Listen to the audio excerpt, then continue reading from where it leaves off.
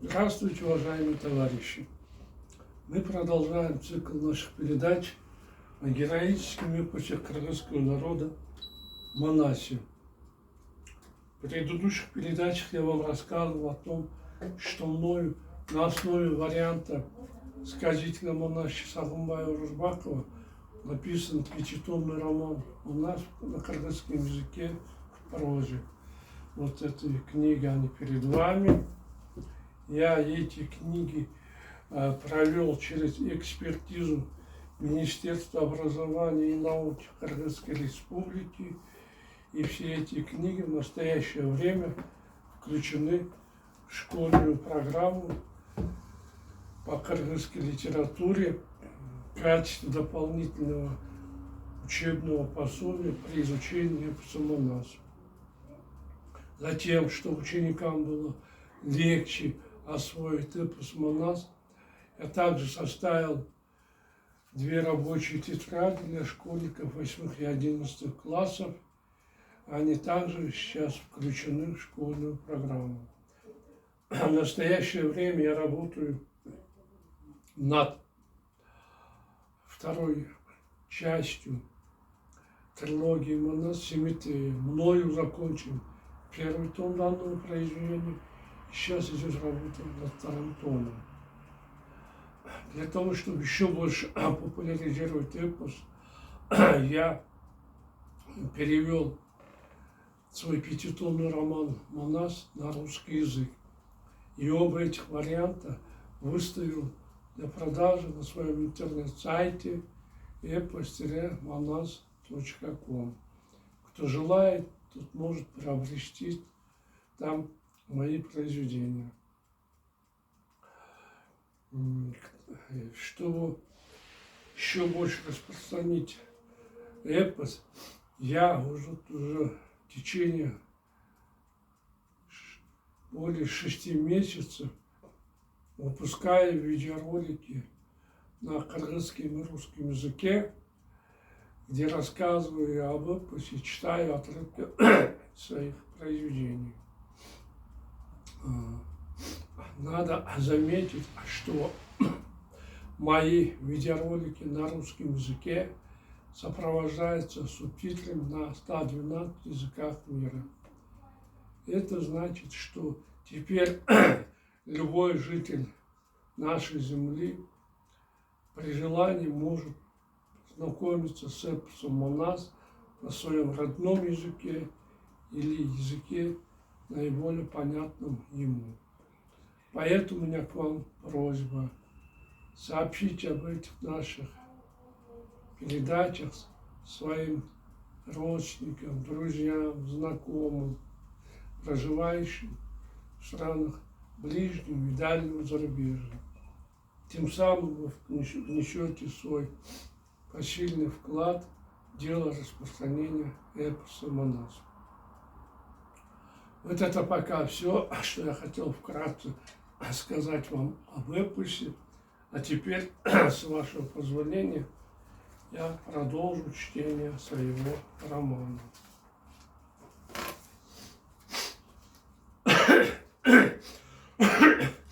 Бакай после раздачи подарков обратился к Манасу. «Богатырь, что мы пожертвуем для Алмамбета?» – спросил он. «Желтого козленка», – ответил Манас. «А сколько мы пожертвуем для него денег? Позовите хранителя казны, откройте большой куржун и разбросайте через Алмамбета 40 000 золотых монет».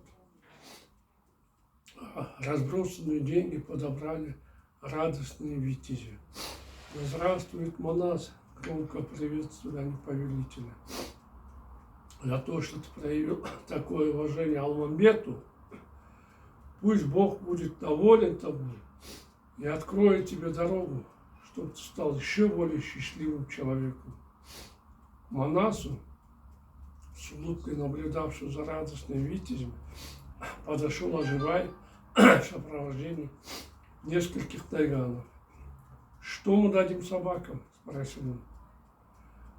«Разогрейте 6 ведер масла», – ответил богатырь. Когда приказ был выполнен, Манас покрутил над головой Алмамбета маслом и вылил все 60 тайганов. Обрадованные таким щедрым угощением, собаки полностью вылезли масло и улеглись в тени с опухшими животами. Для пернатых Манас взял мясо оленя и барана, покрутил их над головой китайца и бросил их на землю, как жертвоприношение. Кровопийцы, увидев, как птицы бросились на мясо, стали вырывать его друг у друга и огласили все вокруг шумом, гамом. С улыбкой посмотрел на Алмамбета. Что это за человек? Еще больше удивился про себя китаец. Манас тратит на меня все свое состояние. А я им даже не сказал, что останусь здесь и буду служить ему. Несмотря на это, кровопийца все отдает мне. Действительно, он очень великодушный и щедрый человек. Поняв замешательство Алмамбета, Манас пристально взглянул на него. Из-за долгой дороги у китайца вся одежда износилась, стала грязной, подумал богатырь. Негоже такому джигиту ходить в лохмотьях. Надо на него надеть новую, хорошую одежду. На внешний вид Алмамбета обратил внимание и мудрый Бакай. Богатырь сказал ему: у нашего гостя неподобающая его сану одежда. Подарите ему новую. Обязательно, улыбнулся Манас. Дадите на него выпущенного лежания и разукрашенную в Бухаре одежду. Когда витязи принесли обновку, Алмамбет из старой одежды оставил только свою известную богатырскую шубу, которую надевал для поездок в Бежин. Его старую одежду Манас приказал сжечь на костре. Слава Богу, наслаждался растроганный Алмамбет.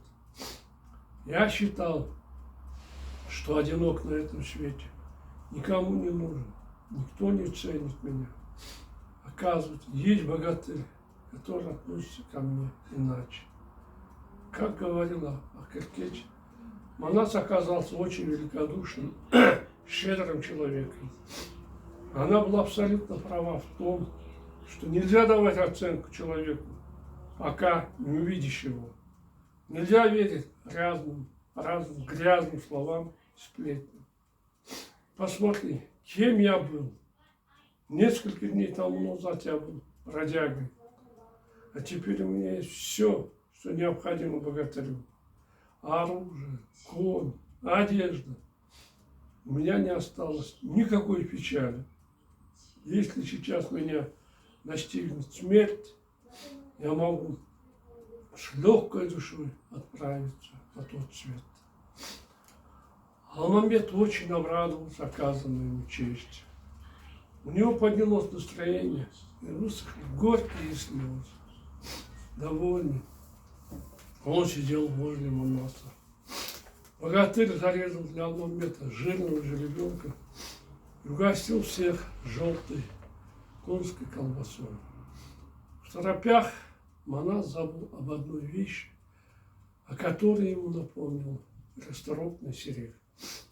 Богатырь, дозволь промолвить слово, сказал он. Говори, разрешил Манас. По традиции, когда приходит новый хан, обязательно устраиваются скачки. Почему ты не отдаешь соответствующий приказ? Ты прав, громко расхохотался кровопийца. Ты совсем забыл об этом. Это считается плохой приметой, когда новоприбывший хан остается без скачек. А ну-ка, джигиты, в честь прибытия Алмамбета устройте скачки. После этого китаец еще раз убедился в великодушии Манаса и задумался о том, как ему себя дальше вести. Аккула, боевой конь Манаса, подумал Алмамбет. Если приглядеться, он один из самых лучших коней на свете.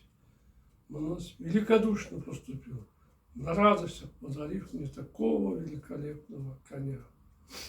Он не пожалел для меня свою шубу, меч, секиру, другое оружие.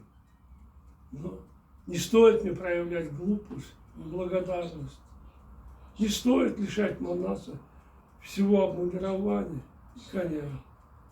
Пускай он не думает, но человек, который думает только о своей выгоде. Я все это ворочу ему обратно. Незаметно оглядев лошадей, Алмамбет выбрал для себя из них Саралу. По-моему, этот конь подойдет мне, решил он. Верну Акулу Манасу и попрошу для себя Саралу. Как будто угадав его мысли, Манас обратился к Алмамбету. Ты, наверное, очень удивлен, улыбнулся он. Видимо, думаешь, с чего я тебя так обхаживаю, подарил коня, шубу. Решил, что если останешься здесь, все это будет твое. Если нет, я все заберу обратно. Не так ли? По правде говоря, именно так я и думаю, невольно рассмеялся Алмамбет проницательности Манаса. Нет, серьезно покачал головой Манас. Не думай так. Если хочешь уйти, ты свободен. Я не буду тебя удерживать. Если хочешь уйти, конь, шуба, оружие, все твое. Я тебе подарил 17 скакунов во главе с Акулой и Саралой. Можешь все это угнать с собой. Одевай мою шубу и немедленно отправляйся туда, куда захочешь. Если я сейчас выйду в путь, до каких мест могу доехать? Решил испытать Манаса Алмамбет. Если отправишься на восток, доедешь до Бежена, своего народа. Если захочешь, можешь вернуться к Кукчу, казахам. Ежели отправишься на запад, там находятся арабы. Пойдешь на юг, достигнешь Спокана, Индостана. Это твоя воля. Выбирать направление дальнейшего движения. Если я надумаю завтра отправиться в путь, где могу найти недостающие мне вещи? Если тебе что-то надо, я дам найти приказ все это за ночь. Запомни, никто тебя не будет заставлять оставаться здесь. Ты даже не думай об этом. Хочешь, оставайся с нами. Если нет, можешь уходить. Мы не будем на тебя в обиде. Говоря ни да, ни нет, Алмамбет опустил голову и молча уставился на землю. В это время молодые всадники, одетые в жилеты, пригнали всех лошадей. Среди них Алмамбет увидел и Акулу. Это моя лошадь. Я не собираюсь ставить ее на скачки. Решительно заявил он и отобрал Акулу. Ну вот, уважаемые товарищи, наше время подошло к концу. Я прощаюсь с вами. До свидания. До новых встреч.